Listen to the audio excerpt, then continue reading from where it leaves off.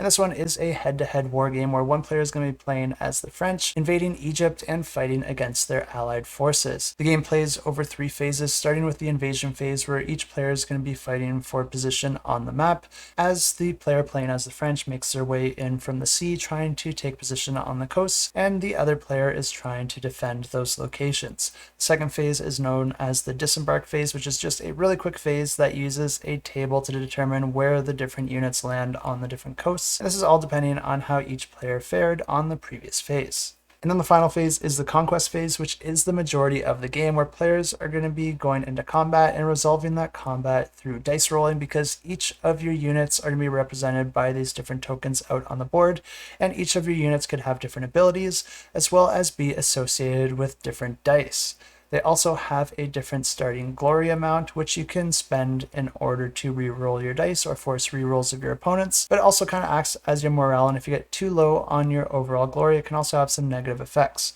But an interesting thing about this game is that players are also going to be rolling their dice to determine how many actions they get on their turn, but you can also spend your glory here to reroll in order to try and get more actions. Players will be fighting back and forth until one of their win conditions is met, and then that player will be the winner. But there will also be random events occurring throughout the game, having various effects on the map or the players themselves. And if you are interested to know about this one, I do have a link to the campaign in the description below, and you can go ahead and click to get notified.